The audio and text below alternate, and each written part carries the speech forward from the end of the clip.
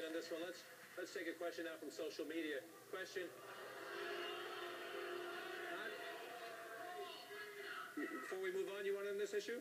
They want you in on this issue. Would you like in on this issue?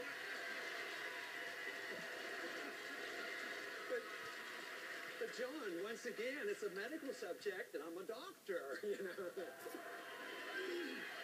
No, I do want to make a couple comments, because I can remember the very early years studying obstetrics, and I was told, and it was before the age of abortion, and I was told, taking care of a woman that's pregnant, you have 2 patients, and I think that solves a lot of the problem about, you know, when life begins and all.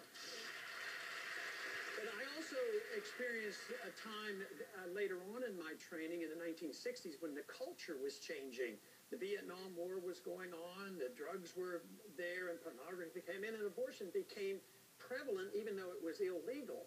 So the morality of the country changed, but then the law followed up. When the morality changed, it will reflect on the laws.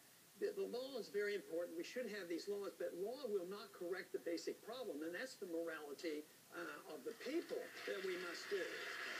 Now, just very, very briefly, I want to talk a little bit about that funding, because the flaw there is if you send funding out and you say, well, you can have it for birth control but not for abortion, all funds are fungible. Even funds that go to any hospital, if you say, well, it's not for birth control and it's not for Planned Parenthood, it's not for abortion, if you send it to the hospital, they can still use that money.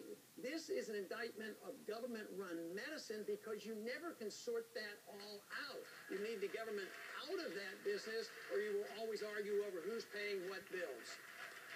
Very quickly, Senator. I think that was directed at me, and so I would just say this.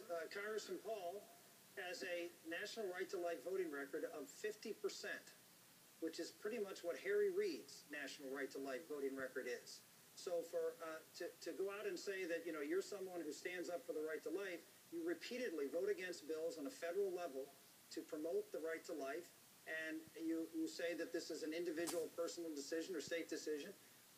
Life should be protected, and you should have the willingness to stand up on a federal level and any level of government and protect what our what our Declaration protects, which is the right of our Creator to life, and that is a federal issue, not a state issue. Quickly, sir.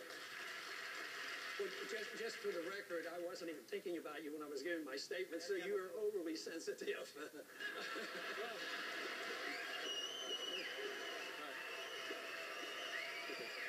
But it is true that we have a disagreement on how we approach it. I follow what my understanding is of the Constitution, and it does allow for the states to deal with difficult problems.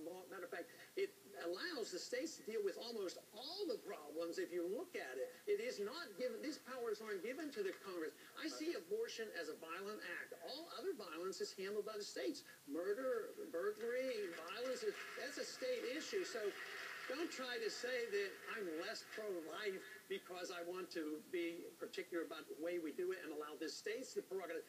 This is the solution. This is the solution, because if we would allow the states to write their laws, take away the jurisdiction by a majority vote in the Congress, you repeal Roe versus Wade overnight instead of waiting year after year to change the court system.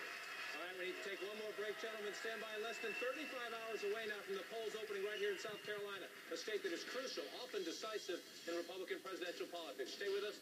Hear the candidates' closing arguments to the voters of a state that takes pride in picking presidents.